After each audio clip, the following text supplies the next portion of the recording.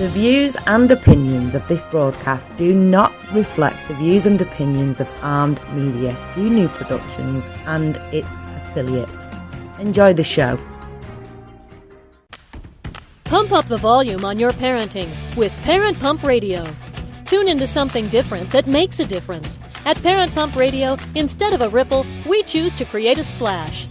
Get energized, get inspired, and get informed with how to parent in the new millennium. With your host and parent coach super guide, Jacqueline T.D. Huynh.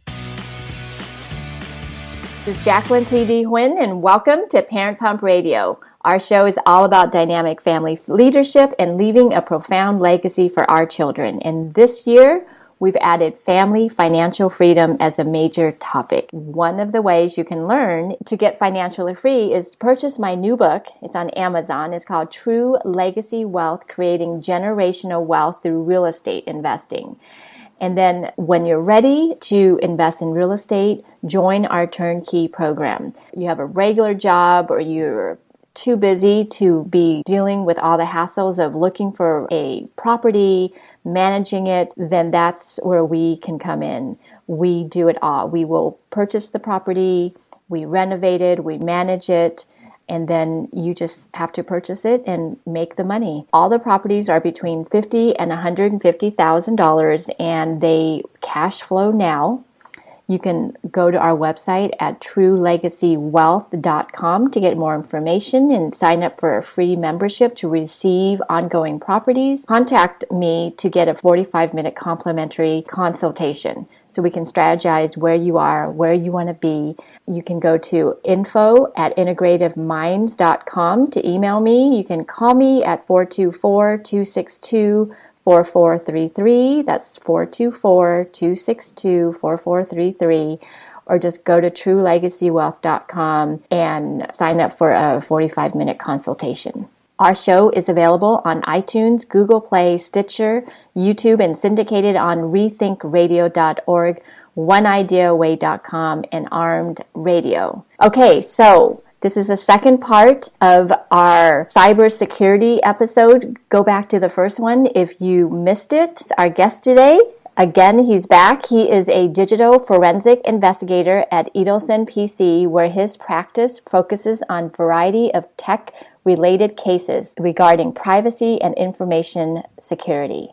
In addition to working for Edelson PC, Brian also owns and operates a information security consulting firm which specializes in providing information security and digital forensic services to small to medium-sized companies. He graduated cum laude with a degree in information technology management from Illinois Institute of Technology and holds board certification as an expert in cyber investigation and forensic high-tech investigator. So, ladies and gentlemen, let's bring back Brian Semrau. Hi, Brian. Hello. Welcome back. Thanks. I'm sure you can talk about this endlessly, but we're going to have our mind overloaded, explode. For those of you who missed our first show, please go back. Some of the things we talked about was regarding the dark web, what we need to know about it, what you should be concerned about. We also talked about protecting our children's social security number as well as ours, and also how we can lock our credit scores and our children. So go back to that last episode. It's really important. Today, we're going to actually get away with a whole bunch of other really fun topics. Okay, so for those that are just tuning in, just tell us what inspired you to do what you're doing now. Like I said, when I was in middle school or high school, I saw a presentation from the FBI, one of the forensic investigators, digital forensic investigators at the FBI, where he demoed some of the tools that they use and kind of went over some of the things that they do.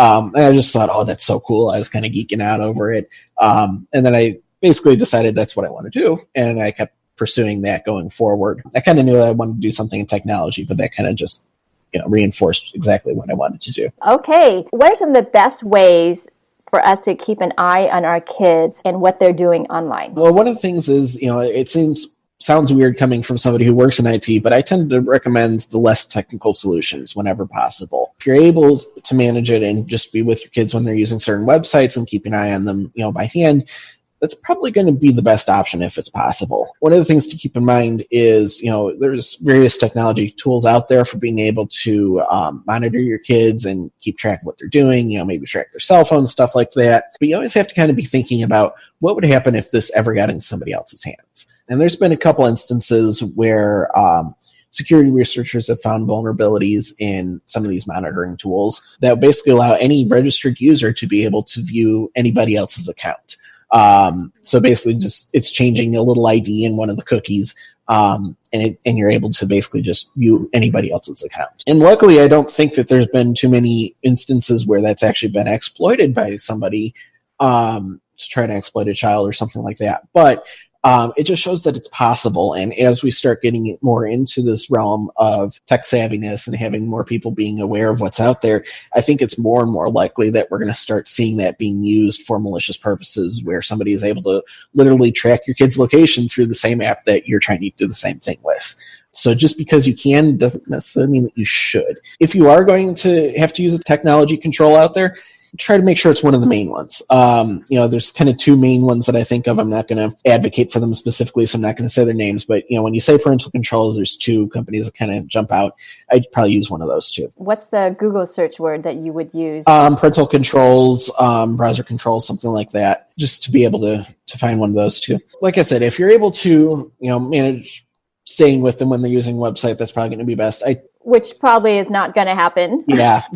Especially now that they're starting to use stuff at school and things like that. But maybe just get in the habit of, take a couple hours a week and sit with them as they're using, whatever they're using online, and kind of just understand what they're doing with it. If it's something where you don't understand it and the kid does, ask them to explain it to you. That's I think a lot of kids enjoy explaining things and teaching. Well, that's the web. So what about if you want to track their text message, what they're putting on social media, because that's a huge thing right now. And it's gone before, they can actually delete their text and delete what they have in their social media. What do you suggest? Well, one of the things I suggest is, if at all possible, just try to get their password for their social media or whatever it is. And like I said, use it with them. I'm very reticent to say, use a solution to track that, because like I said, it just makes it that much more likely that somebody else can do it as well. One of the things to keep in mind with social media is just because you're friends with them on social media doesn't mean that you're seeing everything that they're doing. You're much more likely to see what they're doing if you're actually logging in as them. So that's where I would say get their password. And, we talked about password managers in the previous episode. That might be a good way to kind of control when and where they're able to access their social media. If they have a 64-character randomized password, it's kind of unlikely that they're ever going to remember that. So just having that so that they can only use it when they have access to the password manager, that helps to be able to control some of the access and stuff like that too, and make sure that you have access as well. Right. Now, you mentioned earlier that if I'm tracking my children, there's a way someone else can get into that app too. So how do we prevent that? Because I need to track my children. If you have to do it, you have to do it through something that is more mainstream. A lot of times I'll see on forums and stuff like that, I'll see parents asking, what's a good free app? Or what can I do to do this, thing that nothing else does, and you're looking for this one specific functionality. I would try to avoid that, and I realize it may not always be possible, but don't use free stuff. Always go for more of the commercialized version that is more likely to actually have the security put into it and have people testing it on a regular basis. You really want to try to avoid anything that's free or has functionality that the mainstream offerings don't have, because there's probably a reason why they don't have that functionality. That's true. If our children are online, what kind of information should we be concerned, or should we teach them about giving out when they're online? Anything that personally identifies them. You kind of think about email, phone number, address, stuff like that that's kind of obvious. There's some of the stuff that's not quite as obvious too. So a username, if they use the same username across all platforms, that can personally identify them as well. So, maybe you need to be a little bit more careful about using a different username on each platform or something like that. And also, if they're browsing on something, you probably want to be changing their cookies fairly often. And so that's, going into the browser settings and clearing the cookies. If you're on a phone, I would tend to opt more for the web version of something more than a mobile app. Because when you're installing something on your phone, has more ability to read certain things on your phone that a web browser wouldn't allow it to do. So for instance, within mobile apps, one of the main ways that data brokers and these larger companies that have a lot of information about people out there, the number one way that they tend to track people is via what's called an advertising ID. Now, a couple of years ago, both Google and Apple kind of got together and said, you know what? People have been using like the phone serial number and stuff like that you can't really change over these years. And we want to make sure that they don't do that. And so they went out and they actually put a new unique identifier for you out there called an advertising ID, which if you look for it in your settings, you can reset that advertising ID. Technically, per their developer terms of service, developers aren't supposed to be using that along with a serial number, something like that. Sometimes they do. If you're resetting the IDs as often as you can, that helps to make sure that somebody isn't building up a huge profile on your children. The other thing to keep in mind is if they're signing up for an account, have them be honest about their age. Don't have to put in their specific birthday, for instance, but it should be about the same age as what they actually are, because there's certain protections in place for children in the U.S. under the age of 13, and some European countries under the age of 16. In the U.S. that's COPA, FERPA, stuff like that. But it basically allows or if websites are asking for that, they should have a way of being able to make sure that they're not using targeted advertising or tracking your children in any way if they're under the age of 13. Okay, so my thought on that is, what kind of app are kids under 13 using that would have information that is really... like when my kids were under 13, they were like on drawing apps. Honestly, a lot of those apps, if you're not honest about your age, and sometimes even if you are, just because the law is there doesn't mean that everybody follows it. But a lot of these apps, just because they can, are collecting these identifiers. And in some cases, it's just for their internal use and being able to say, okay, well, this is the person who logged in, here's their settings, and that's okay. And I think even under COPA, I'm not an attorney, but under COPA, it does make some provisions for that type of use. But when they start sharing it out with, like, let's say Facebook, which you're not supposed to even have a Facebook account when you're under 13, right. And some of these other data brokers, these large companies start to compile this profile about you when you're under the age of 13. That's really what you want to try to stop. And if you're not being honest about your age, it's going to happen anyways. So then how do we know which apps or website or, I don't know, whatever, are collecting from our kids, like information? Honestly, the easiest way is to take a look at the privacy and just glance through it. And obviously, yes, I realize that privacy policies tend to be a little bit complicated. But I think I mentioned this on the previous episode as well. Once you read through 2 or 3 of them, I'm reading privacy policies in and out all day over at Edelson for my job. Once you've read 2 or 3 of them, they all kind of start to look the same, and you can kind of see what's changed fairly easily. The 2 areas that I always look for is when information is being collected and who are they sending it to. And those are usually these days pretty well marked.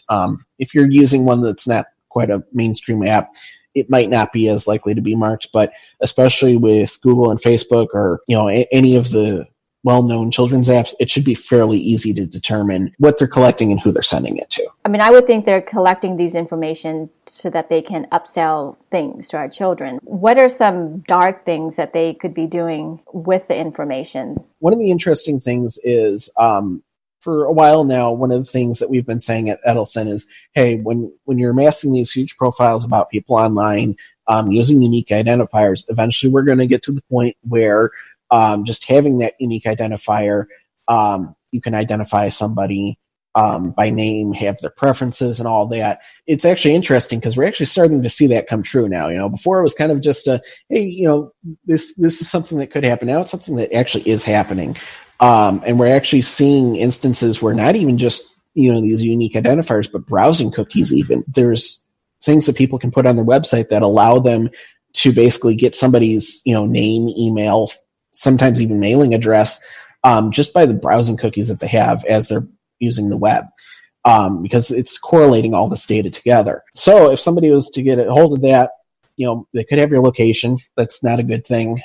A lot of times they can even identify your preferences. So religion, one of the things that's big these days is sexual orientation. Basically anything about you that you might think is personal. Listening habits. There was a case a couple years ago before I started working for Edelson, but it was one of Edelson's cases where there was a headphone company that was starting to collect information about people and their listening habits. They didn't disclose it in their privacy policy. That's one of the big things is you have to hope that they're being honest.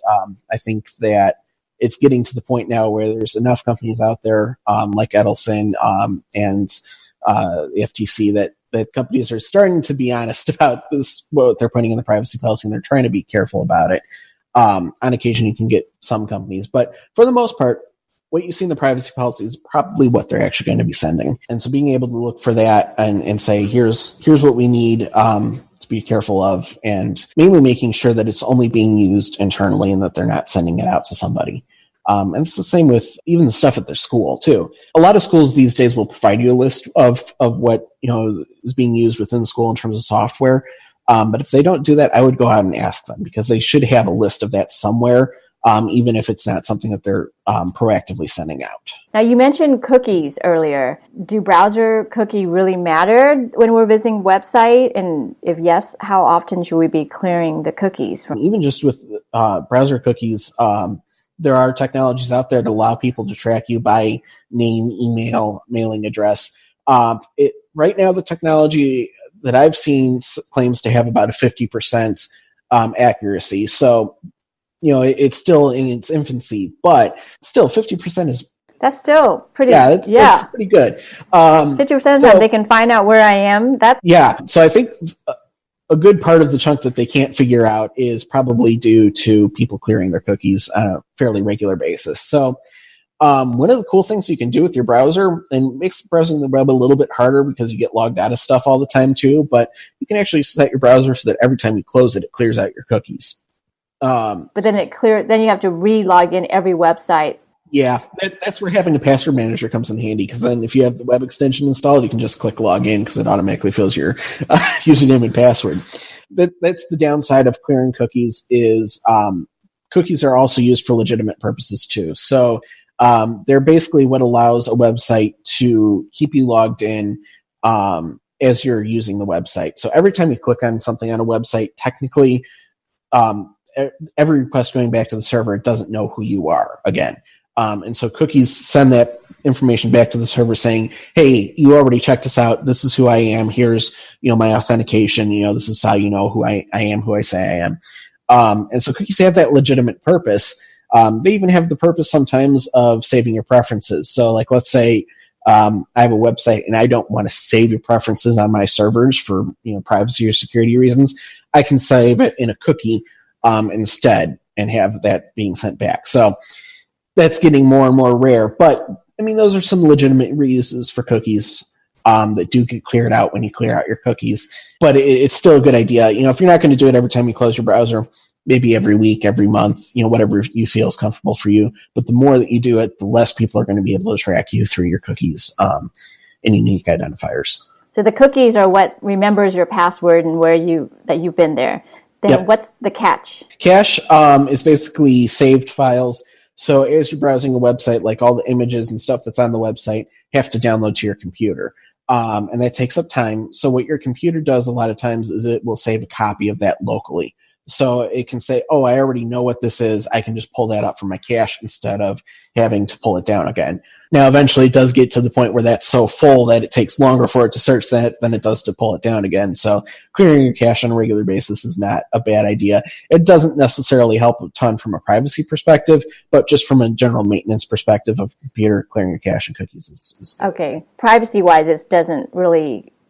Yeah, privacy-wise, the cookies are the big thing. Yeah, I suppose there's a little bit of advantage to doing it with the cache, but there's really not a huge ton. The cache is more a performance thing. Okay, because I'm always worried, like I'm downloading something and it's saving in my computer. What am I downloading? And that's the interesting thing too. When I'm doing forensics, I'm not doing as much endpoint forensics as I used to when I was in college now. But when I was in college and I was doing all these exercises, it's interesting how much you can tell about what websites a person's been visiting just by their cache, because it saves all these images. So a lot of times you can find the logos for the websites and stuff like that. So sometimes people think, oh, I cleared my history. They don't know where I went. Yes, we do. So you have to clear your cache too, and your history. So yeah, if it's something where you're worried about somebody locally going in and figuring out, having access to your computer to figure it out, yeah, clear your cache too. But in terms of remote, like somebody on the web tracking you, the cookies are the big thing. Okay, now you've given us a lot of information. So I want to just round up and give us some key steps or a few things that's really important that we, need to really know about protecting privacy for ourselves and our kids. The number one thing, and I keep mentioning it, but I'm going to mention it again because people just don't do it. Read the privacy policy. One of the big things that we do. I'm there. Yeah.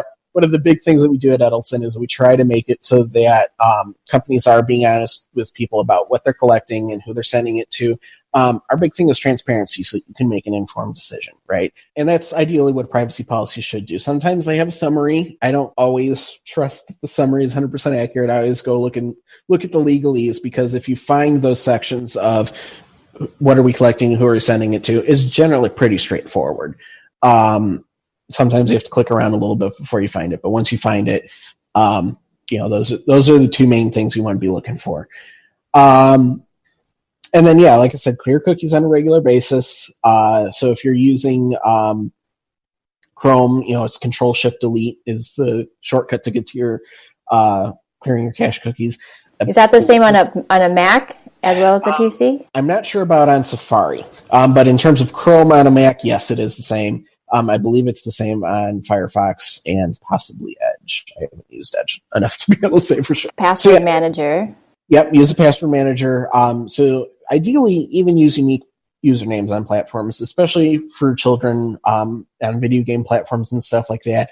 Yeah, it's harder for their friends to connect with them, but you know what? It makes it also a little bit harder for somebody to build a profile on them based off of their public video game profile or social media profile or something like that if they're using a unique username. The other thing is there's some browser extensions that you can install specifically on Chrome, but most of them I believe also work on Firefox, Edge, and some of them work on Safari. I don't know that all of them do. But Privacy Badger is one from the Electronic Frontier Foundation. Another one is HTTPS Everywhere. So in the previous episode, we were kind of talking about how you always want to make sure that you have that S at the end of HTTPS, making sure you have SSL and TLS. So that browser extension, HTTPS Everywhere, basically makes sure that when you go to the website, it first tries to go to HTTPS, and it gives you a warning if it doesn't work on HTTPS. So you can make that decision. Do I want to go somewhere else, or do I want to take this chance? And if you're not submitting information to it, just be careful about it, but it's probably okay to override it for that. But you definitely don't want to be submitting information over something that you got that warning on. uBlock Origin is an ad blocker. So that's one that can help both from a privacy perspective and from a content perspective. So, a lot of times you maybe not want your kids seeing some of the ads that are out there on some of these websites, especially the video game websites. So uBlock Origin can help block a lot of those. It's, not 100% accurate. Nothing ever is blocking 100% of ads, but it will cut down significantly on the number of ads that you see. Can that be put across multiple computers? Yep. All of these are free. So of those three that I've mentioned so far, yeah, they're all free, and yeah, they're all open source. So generally when I say open source, it means that not only are they free, but the source code is open so that anybody can review it. And that generally means that there are multiple people working on it, and you don't have to trust that some company is being honest with you, because there's multiple people that would say something if they saw something. And so that's just helping reduce all the ads that are coming in. Yep. Privacy Badger will as well.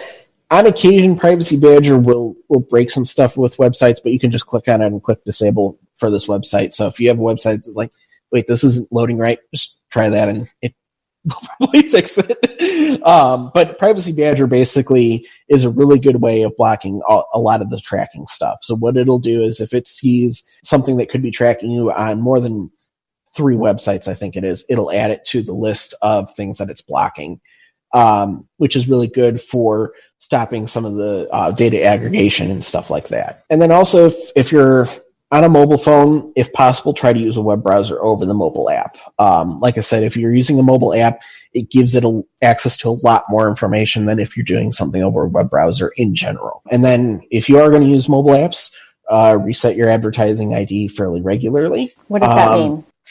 So like I was mentioning, we have all these unique persistent identifiers out there. Google and Apple basically made a pact, so to speak, of making an advertising ID that can be reset. Because the problem with mobile before was you're using a serial number, you're using something that can't be reset. Now you actually can if you go through the settings.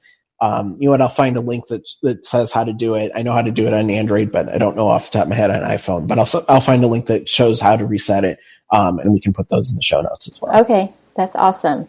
Wow, that's a lot of information. And you do this for a living. Wow. Okay, well, if something happens, I'm going to call you. I got hacked or something. Well, thank you, Brian, so much. I really, really appreciate you coming on, taking your time out and showing us how to protect ourselves and our family. Yeah, no problem. Thank you. Okay, so you can go to Brian's webpage. It's Brian Semrau, BrianSemrau.com. And we're going to have all these links in the show notes for you. So just go there. You can go to YouTube.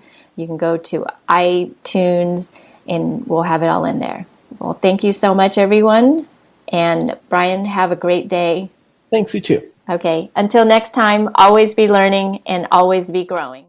Thank you so much for joining us today. Go to parentpumpradio.com and click on the pink box on the top of our homepage to listen to our new and archived shows. To be instantly notified of new episodes, subscribe to our RSS feed. The RSS feed button is located at the top of the page where all our shows are featured. And after listening to the show, go to parentpumpradio.com or our Facebook page to leave your comments, questions, and topic suggestions. Until next time, have a wonderful week.